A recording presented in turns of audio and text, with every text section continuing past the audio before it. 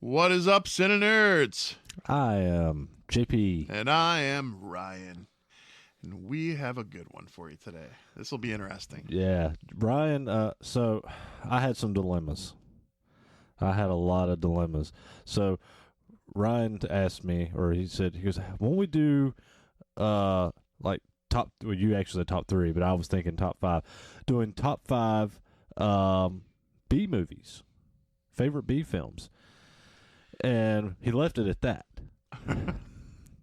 So you can't say something like favorite B films to me because that's so broad. It's so broad in my head. Like I go, is it favorite horror B films? Is it favorite sci-fi B films? Is it favorite action B films? Is it favorite sci-fi action? Is it favorite horror sci-fi? Is it? I have so many questions here. I went further with that, and I was like, okay, what defines a B movie? Is it the budget? Is it minimal use and complete cheese? Is it a good movie that just had a low budget? There's so many different elements and ways to look at this. And we landed on sci-fi B films, and wait. Landed on sci-fi horror B films. Oh, did we? Was it sci-fi horror? I didn't. I kind of put horror in there. I just thought it was sci-fi. I forgot about that. Fuck me. Okay, that might change a lot. We're all screwed now because mine would be completely different. No. I can reel this in. We're good. I got us. It's all right. Yeah, I think I'm good. Actually, it works well. Okay. I've got to move 2 of my movies out of here. Okay. Because, yeah, my whole list would be completely different for horror sci-fi. Damn it. Okay, well, while we're discussing this, but I do want to read this real quick.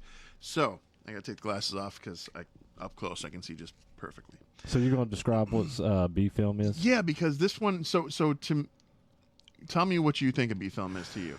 For me, Let's start with that. For me, it's. For me, I think the perfect example of a perfect B film is everything Roger Corman did. It depends.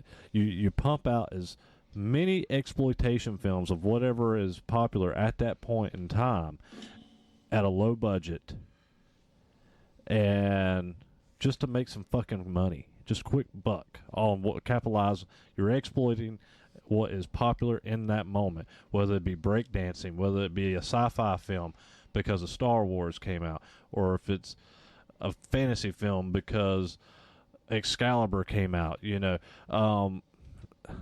It's to me a good B film is a good exploitation film, and I think Roger Corman understood that, and it worked well for him for 60, 70 years. So I asked Google.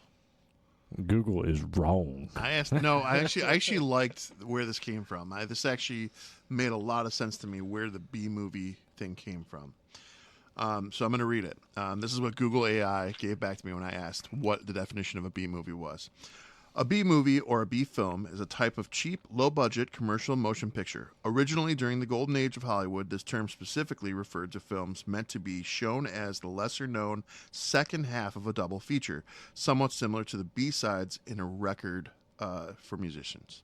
So that was an interesting take to me. That is very similar to what I said, but in a different wording. Because but the way that it says the B-side, though, they're saying B-side, and I'm saying exploitation.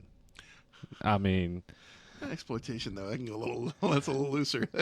Yeah, but it's essentially what it is. I mean, you it's just exploitation of whatever's popular at that time, and essentially you're doing, you're kind of doing the same.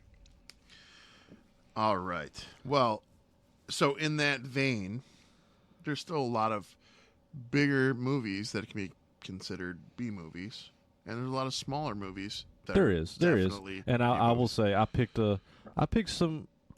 I've got a pretty big list. I'm just going to be fucking real with you. I have my top 5, but then I've got extras too. I've got a top 5 sci-fi B films, and I've got extra ones to mention. And honestly, I opted for a lot of the ones I added are some of my favorites, and some of them are just lesser unknown films that I know I've got one on my list that I don't know anybody else other than one person that knows the film, and it's actually one of my all-time favorite science fiction films. We'll have to wait till we get there because I'm curious now. So don't tell me. Yeah, no, we're going to get there. Okay. We're going to get there. Well, then let's get into this. All right. Do you want to go first? Or It don't matter. You want to rock, paper, scissors it again? Sure. Let's rock, paper, scissors, Ray. Rock, paper, scissors, shoot. I fucked up. Yeah, you did. Rock, paper, scissors, shoot. Rock, paper, scissors, shoot. God damn it. Rock, paper, scissors, shoot. All right.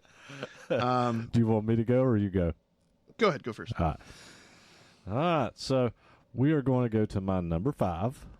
And this is a movie that came out, and I didn't look at the date on when, I didn't, like the last time we did a top 5, I actually put the year of every film. I didn't do that this time. I fucked up. So I don't remember what year this came out. I'm pretty sure it was early 90s. Class of 1999. Did you ever see this one? Mm-mm. It's a science fiction film where the some of the teachers in the high school have been replaced by cyborgs, and they kind of go haywire and start killing students. And it's in like a post-apocalyptic kind of, not really post-apocalyptic, but just a future of gang warfare, and this high school is just nothing but gangs and shootouts and guns everywhere. And the neighborhood the schools are in are just gang warfare. I mean, it's just a war zone. And you have all these cyborg teachers that decide they're going to deal with these gangs and start killing random fucking kids and making it look like accidents. And it's a movie that I saw, my young, early teenage and preteen years, and I just absolutely fucking loved this film. The main guy in it, I can't think of his name. He hasn't been in a lot of films. He is one of the Kiefer Sutherland's cronies in Stand By Me. He does play in that. There is some recognizable faces in it. It's just one of those films. I don't know. You got to see it. And you can watch it for free on, I think, Tubi, or you can buy it on Vudu or whatever. But it is available. It is one of these that you can readily find out here on some streaming services, and I know it is on Tubi for free. So most of the old ones in the B movies are pretty easy to find. Yeah, most of them. Yeah, and Tubi is a great area for a lot of the great old ones. They have so much stuff that is available. They have shit on there that I wouldn't even think would be available, and fuck, they have it. Coming in number 5 for me is Plan 9 from Outer Space. Ed Wood, 1957 movie. That's the year my pops was born. Essentially, it's aliens coming to Earth, the dead coming back to life, and all hell breaking loose in the cheesiest, horrible setting you can think of. And it's, Ed Wood, to me, made some quality class cinema, but it was still, when you're watching it, you're like, what am I watching? Even me seeing it the first time, when I was 12, my first band was named Plan 9 because of this. Well, I mean, one of my favorite characters' names came from a Ed Wood film, which was Glenn and Glenda. From Child's Play, or Chucky. I won't say Child's Play. He was in Chucky. That's the record label for the Misfits. Is Plan 9. I think it's just Plan 9. Yeah. Something recordings or something. So yeah, I like Plan 9, and I love Tim Burton's Ed Wood film. I think that's a great film. I didn't watch it. Really? I haven't watched it. It's a great film. I mean, my only thing with Burton was his overuse of Johnny Depp, and that's who plays Ed Wood. Yeah, but that was pre their that was kind of the first film one of the first films that they did outside of, I can't remember if that came first or if Edward Scissorhands did, but it was still early Tim Burton Johnny Depp, so it wasn't like overused Johnny Depp Tim Burton. And it's Ed Wood is actually one of my favorite Tim Burton films. I would actually go Big Fish. I love Big Fish. I would go Big Fish, Ed Wood, then Pee-wee's Big Adventure, and then Mars Attacks as my top 4 favorite Tim Burton. Mars Attacks. I haven't watched that in a long time. So, it's an amazing movie. So yeah, if you've not seen Ed Wood, and especially if you're a fan of Plan 9 from Outer Space, yeah, give it a watch. It's fun. All right. My number 4. So this is the one that is you cannot find, and the one that nobody I ever talked to has ever heard about. I have a copy of this on a restored 2K restoration on Blu-ray, and I had to order it from the director because it's not even being distributed by any studio. And so I actually had to order it from the original director, and he signed it and actually mailed it to me. It's an 80s film called Remote Control. You remember this one? That sounds really familiar. Okay, so when I tell you the cast in this, you're going to be really surprised of why in the fuck is this film not available? Because when I say, oh, it's an 80s film, it's not available, the only way you can get it is from the director, it sounds like some low-budget piece of shit that just was, not even like a usable film. No, this film is so good. And it stars, the main cast is Kevin Dillon, Shawnee Smith. At the time, she was fucking smoking hot. And at the time, this is in her young days, and Jennifer fucking Tilly is in this film. Like, this film has a great cast, and the whole film is basically aliens are trying to take over the world, and they're doing it by remote control. They're controlling your brain from the TV, from a VHS, from a movie called Remote Control that people are renting. So it's like Halloween 3. Yeah, kind of. Yeah, but Was better. this it? That is it. And this film is so fucking good. And it's like, everything about it feels like a 1950s science fiction film, but done in the 80s, which is exactly... I have the same feelings about this film as I do The Blob with Kevin Dillon. And you know what? I said Shawnee Smith is in this, but she may not because I might be thinking of The Blob. But I do know it's Kevin Dillon and Jennifer Tilly. Definitely Jennifer Tilly. Yeah. I may be wrong on the Shawnee Smith. I don't see her. Okay, I'm probably getting The Blob mixed in. But regardless, the cast is great. And the film is so fucking good. I mean, like I said, if you love 1950s science fiction, but done more in 80s modern, kind of like what The Blob was, or even what Tim Burton did with Mars Attacks. This film, you're going to fucking love it. It is absolutely amazing. All right. But the thing that sucks about it is you got to special order the fucking video from the director. Or I mean, like JP can borrow it. You can borrow it. You can borrow it. But you guys out there, you can look up this film, look up the director, go to his website. You can actually order this from his website. And I will tell you, it's worth it. It's Jeff Lieberman. That's his name. Look up Jeff Lieberman. And, I'm going to look this guy up. I would love to have this guy as a guest on our show. Like, I bet you this is a guy that we could probably get on here really easy. If he hasn't passed away now, because he's probably up there in age. He's in his 70s, 77. Yeah. So, yeah. Yeah, check it out because, I can't talk more highly about a low-budget film than I can this film. Like, this is like The Blob for me, but it's not The Blob. Well, so I think I'm going to have to... If this is the one I'm talking about, hold on one sec. He's looking stuff up. I am, because I did have to rearrange because I included horror. So yeah, we fucked up. I fucked up. The ones I took out of my top 5, just so you know, because I will give reference to those because they're amazing horror, is Return of the Living Dead, OG, and then Dead Alive. Those were staples for me. So I had those would probably be honorable mentions in a horror sci-fi or a horror list. All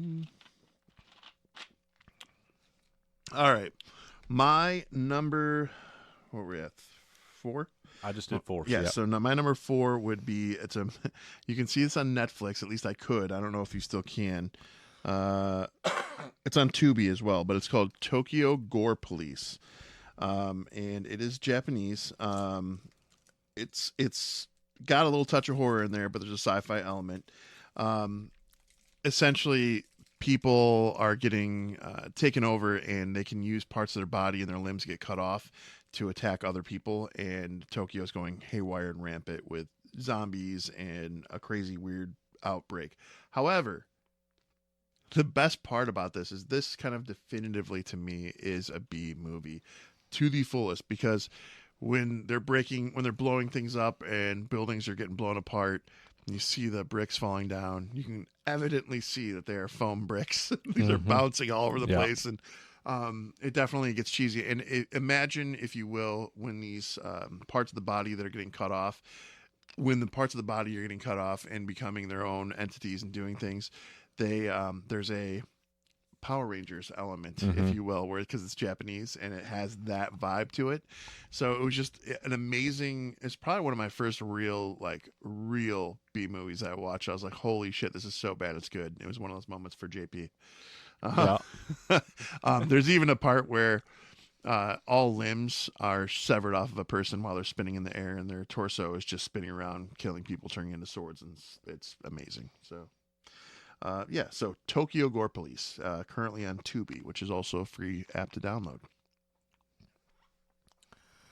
So my number 3, and actually it's 3 films, but the 3 films are loose sequels to the original.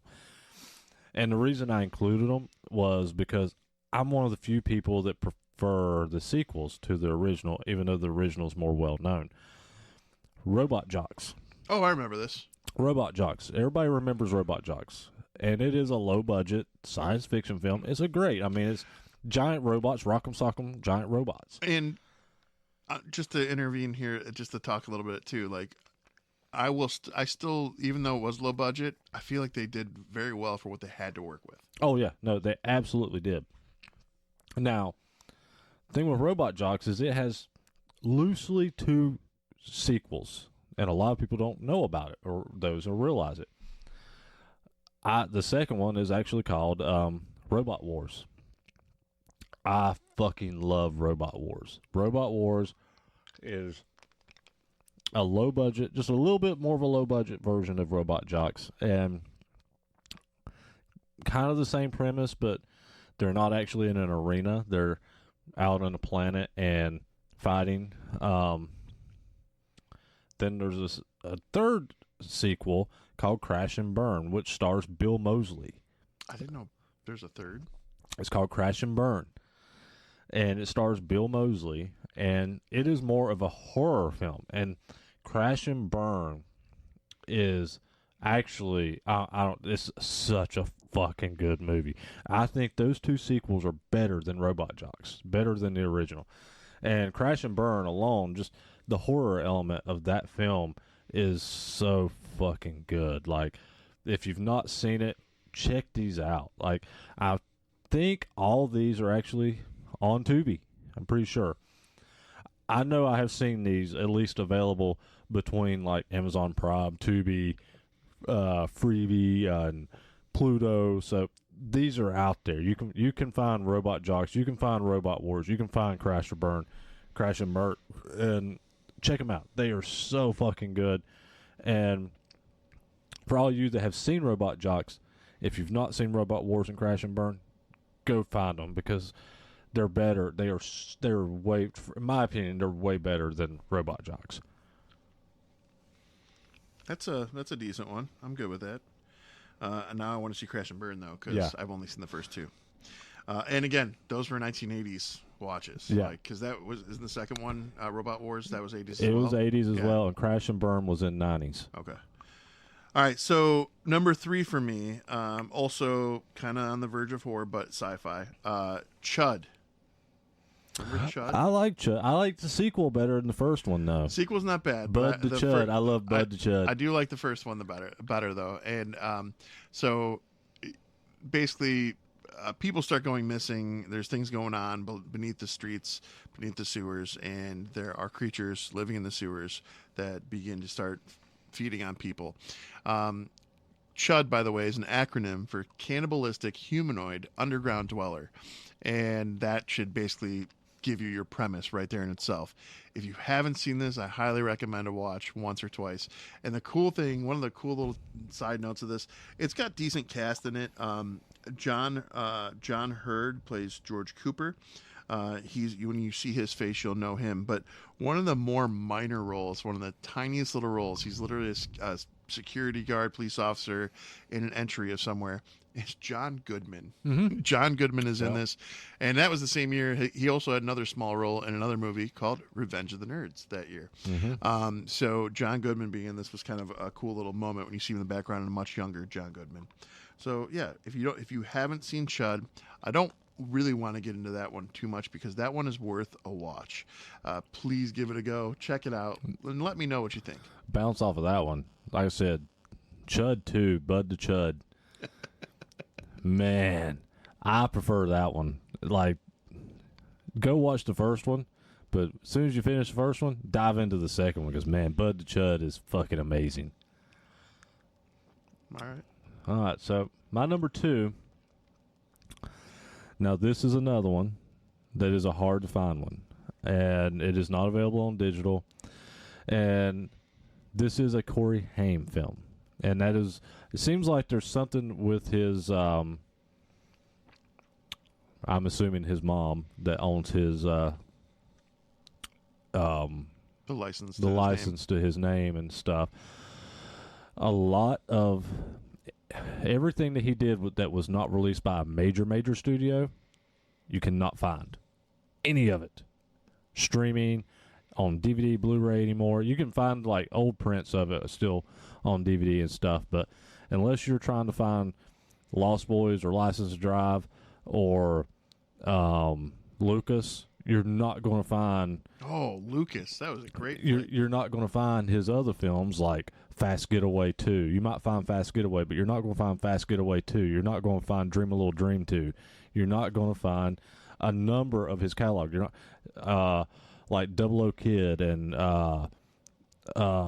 Demolition High, like all these films that he did after his career started going downhill, which I think are fun films.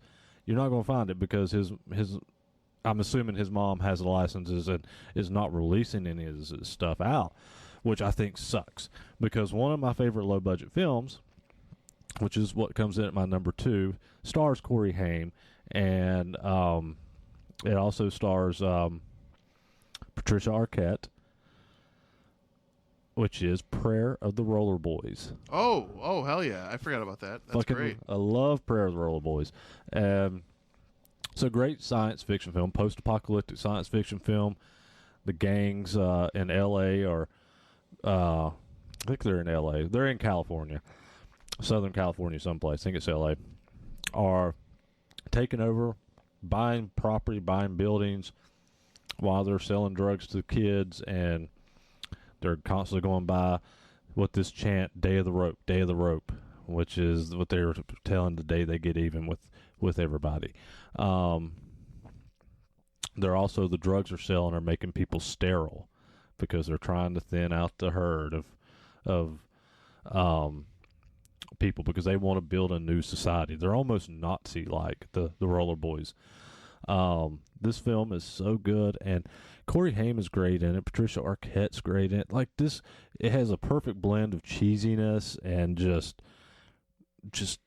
I don't know. It's such a good film, and I can't think of his name, but the guy that plays Lucifer in Supernatural, he's in this film.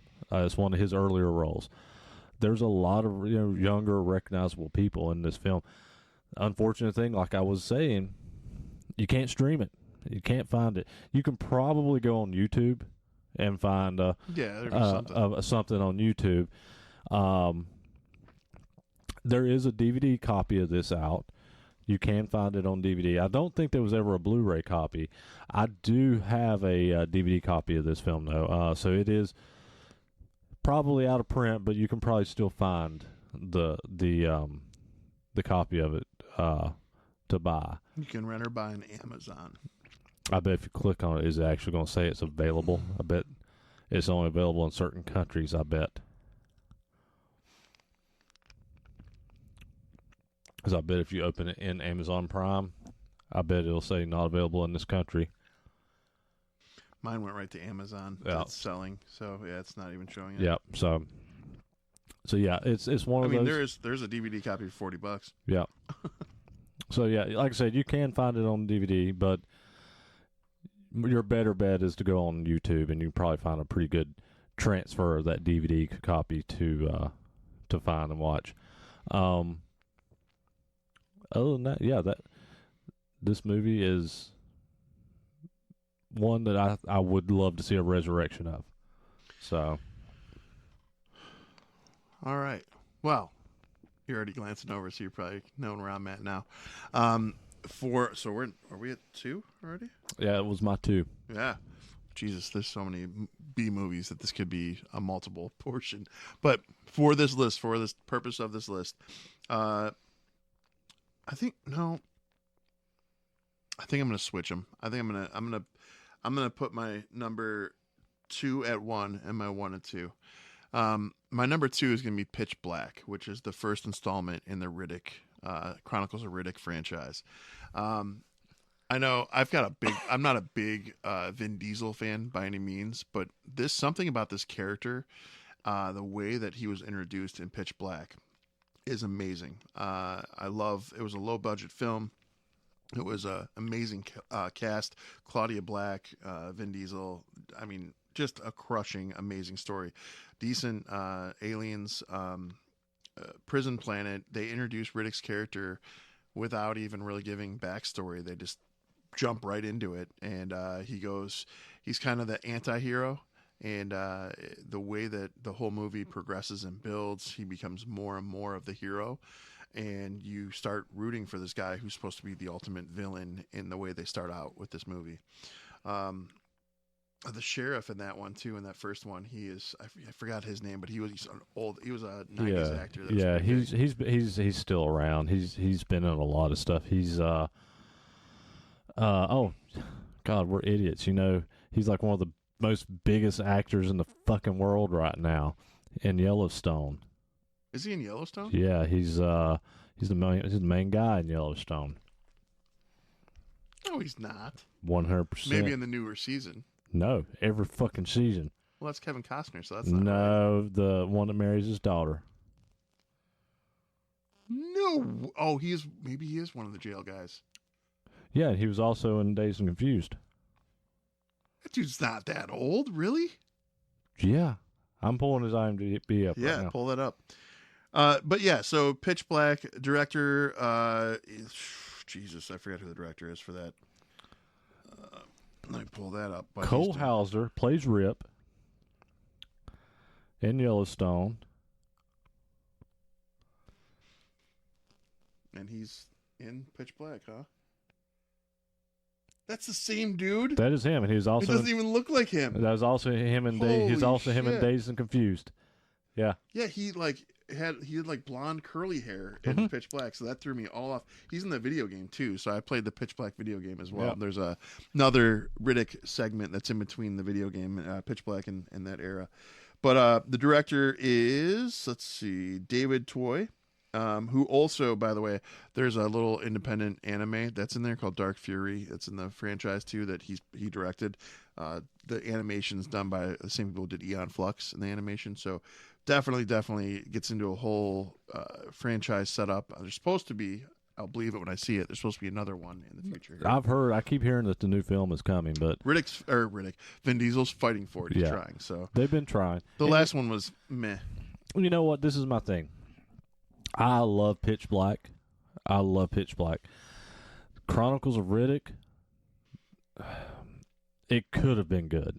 I thought it was awesome. It could have been so much better than what it was.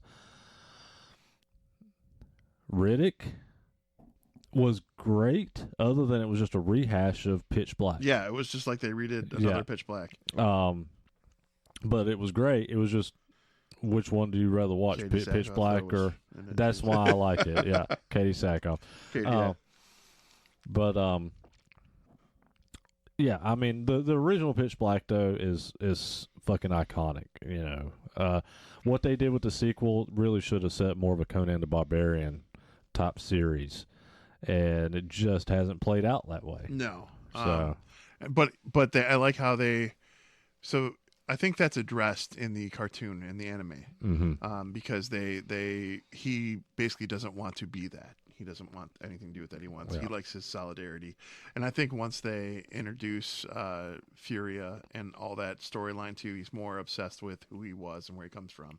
So I'm that's one of those characters where you don't expect a good movie. You get a good movie. It was low budget. Then it turned into a big budget blockbuster for Chronicles of Riddick, and it proceeded from there. So, but yeah, that was my number 2. Well, my number 1, and I went with actually what I feel is a more popular '80s film, and it's one of my favorites, Night of the Comet. I almost put this in Night of the Creeps on mine. I love Night of the Creeps too. I almost put Night of the Creeps, but Night of the Creeps I decided was horror B film, where I decided Night of the Comet was but science fiction. Night of the Creeps. I still think it's more horror, where okay. I think Night of the Comet is more sci-fi. They're both horror sci-fi. We can both agree there. But I think Night of the Comet does fall more into a sci-fi genre versus horror sci-fi, compared to Night of the Creeps. But if you've never seen Night of the Comet, Comet comes over, half the people are turned to dust, and then whoever's left is kind of turned into zombies that are deteriorating until they kind of die. And you have a few survivors that find each other in a radio station, and it escalates from there. There's a government facility that they're trying to find a cure for what this comet has done, but most of humanity is just gone. They're dead, and you can see their silhouettes of where they were standing when it happened. Yeah. So and it's a solid film. Like, and it's another one you can find on. I think you can find it on Tubi, and I'm sure you can find Night of the Comet on multiple streaming services. Sure. It's out there, and you have the cast in it is really, really, really good. You have what's his name from what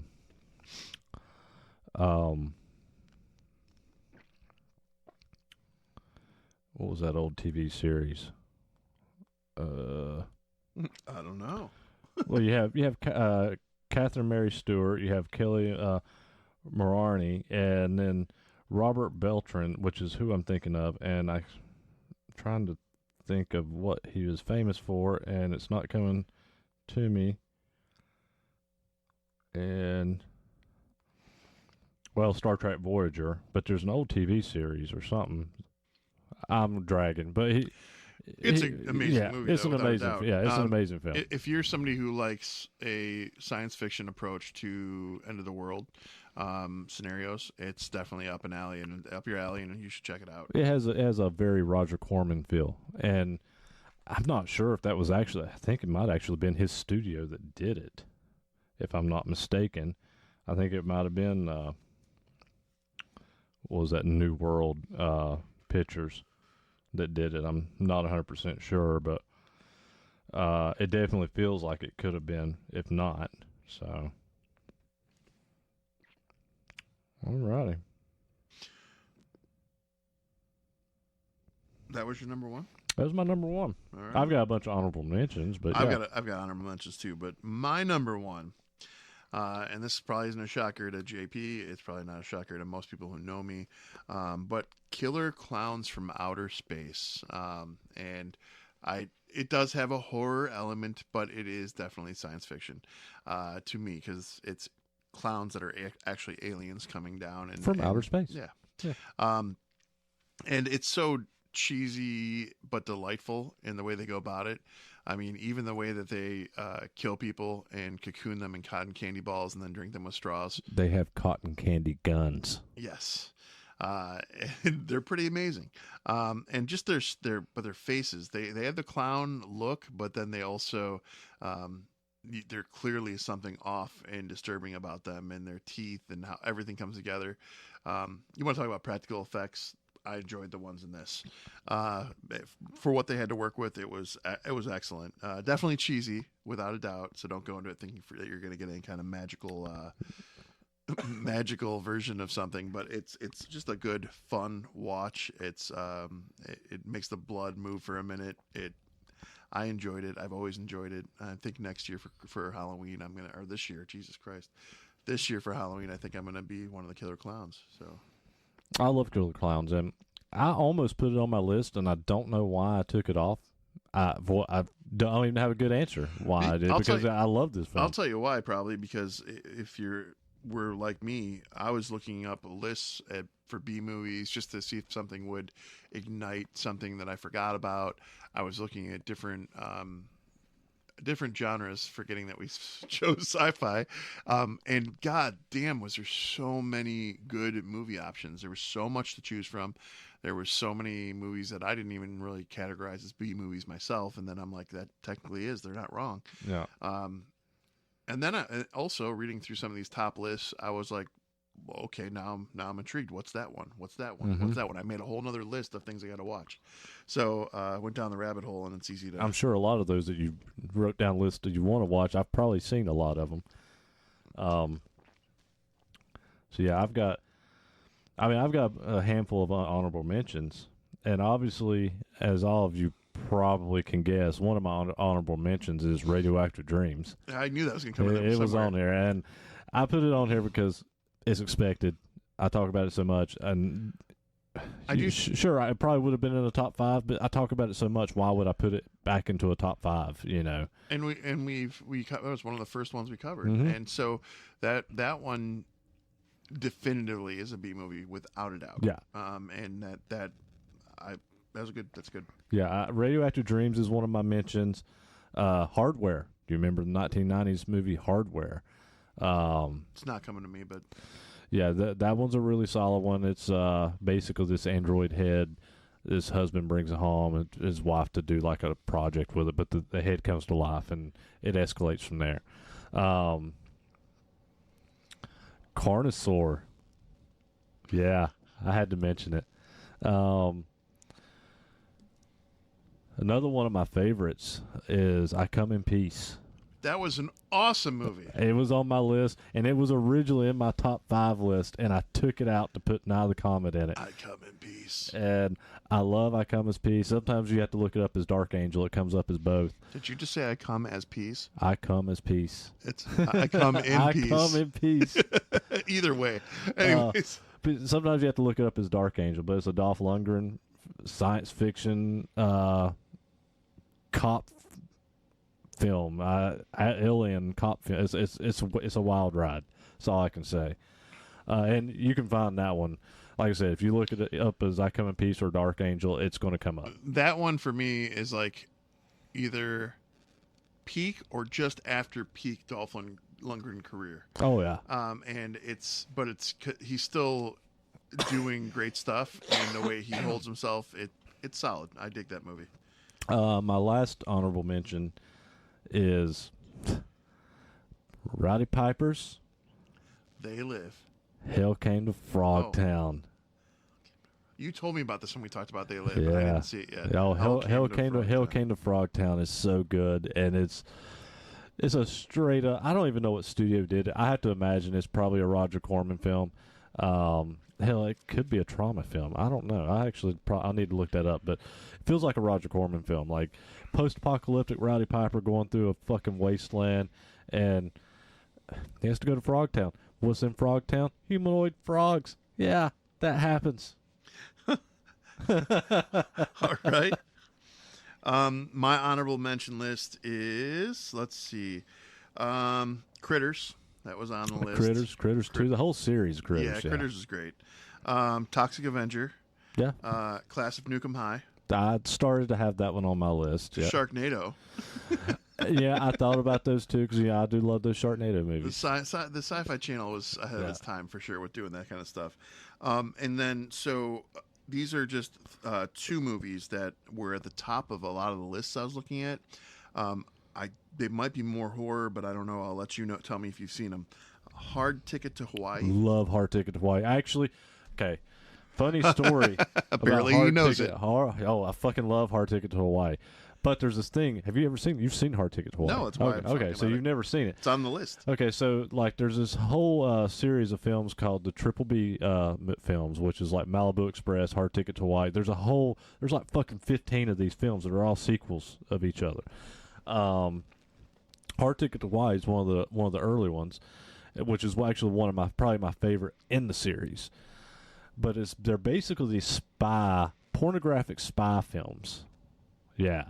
And like all the actresses are like fucking porn stars, and there is some soft porn stuff in it, but then it turns into like this espionage spy action film on top of it.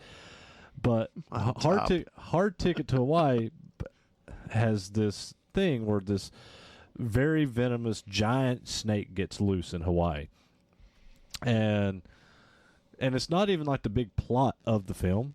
It's just a side plot to the film. The big plot is the owner of said snake is like some drug dealer or killer. I can't even remember now. So they're trying to actually find this guy to kill him. Well, they end up finding him towards the end of the film. Well, this giant snake, and it does pop up every now and then, it'll bite somebody, and then they immediately die. So by the end of this film, this snake jumps up out of a toilet and busts the toilet. It's like all up out of this toilet. Scared the fucking shit out of me. It's one of the only scenes in a film that's ever traumatized me as a child. I would hover over a fucking toilet for years after watching this film because I was afraid a fucking snake was going to come up out of the toilet and bite my ass. So the snake isn't the issue for me. Mine is I started hearing stories when I was in my teens about this woman who was in Kentucky, and she stopped at a bathroom and went to sit down and go to the bathroom, and while she's sitting down, she got bit by a brown recluse, but she didn't know she got bit by it, and the way it progressed, it ended up killing her over time. But so I'm always horrified of spiders underneath the toilets. Yeah. So yeah, it was because of Hard Ticket to Hawaii. I hovered over a toilet for years. But there's some great deaths. There's some great gore in Hard Ticket to Hawaii. There is a lot of great gore and a lot of it's a fun ride, man. All right. Well, that was one of the ones that kept coming in like top 3 on all these lists. Yeah. So there's that one, and then the other one was called The Room. Oh, The Room's horrible. It's horrible. It is horrible. I mean, it's horribly bad, and you might like it for as bad as it is. I don't like it because I just don't. I think it's shit. What's his name? Green Goblin. Dafoe. Willem Dafoe. Nope, the other one. Oh, I don't know. The son in the third one. DeFranco. James DeFranco. James DeFranco. He did a film that was a remake of The Room.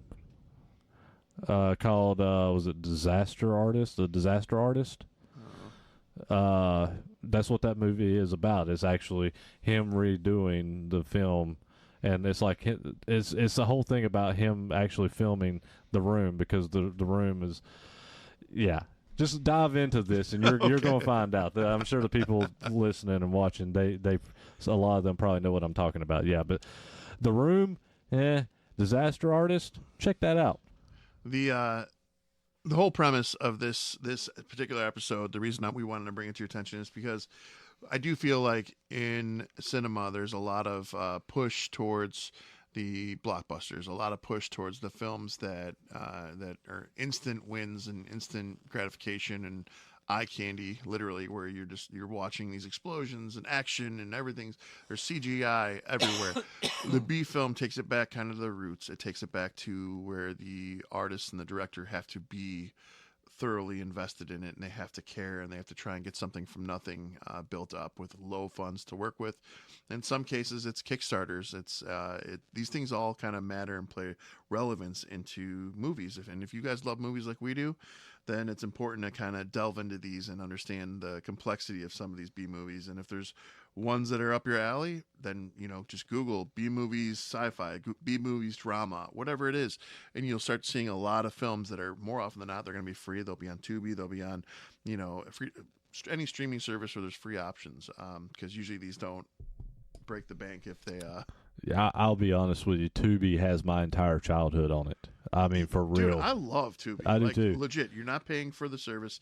You're just literally they have their ads like any other place. It's free though, and then they have such a great library for nothing. Yeah, So, and they have such a great library for these type of films, and it's so fucking amazing. Like I go through it, and I'm just like, I don't know what to watch because there's so much that I love to watch, and there's a lot of shit on there. If you know what you're looking for and you search for it, it'll come up, and like, but as you're flipping through what's on their main screen, it won't pop up. So it's like they've got so much more on there than what you actually see, and they're just doing the scrolling thing, you know. JP and I primarily are horror sci-fi guys, obviously, if you guys haven't caught on to that. So we changed it up in the last couple of weeks. You've seen some different things come up, and these B movies reflect this also. But if you guys out there have a top 5 list of something you guys are interested in, throw it in the comments or send it to the 3cinenerds@gmail.com. Let us know, because we're open to trying to see some new things, to try and explore some new options, new things to view. So yeah, I'm even thinking about maybe a trivia episode. Mm-hmm. So who knows? We could have some fun with this. Yeah. Send us the input. You know, I get people that message me all the time, like, but yeah, send an email. That way Ryan can see it too, you know. And a lot of the times when people message me, I'm like, yeah, I've got this on my list of to watch or to do, but it's a long laundry list of to-do list that I have, you know. So yeah. Cool. Well, hopefully you guys got something out of our B movie little top 5 list. And if not, then on to the next episode. But for now, if you guys want to get a hold of us for anything, 3cinenerds@gmail.com. And as we've talked about in the prior episodes of 2025, we have Jesus, I keep doing that. We have our website up and rolling, and it's CineNerdsPodcast.com. So pop over and check that out. All right. So give us a like this video, like this audio, heart this little audio you're listening to. Share it. Click share. Share it to your social media. Finger hearts. Share it to your social media.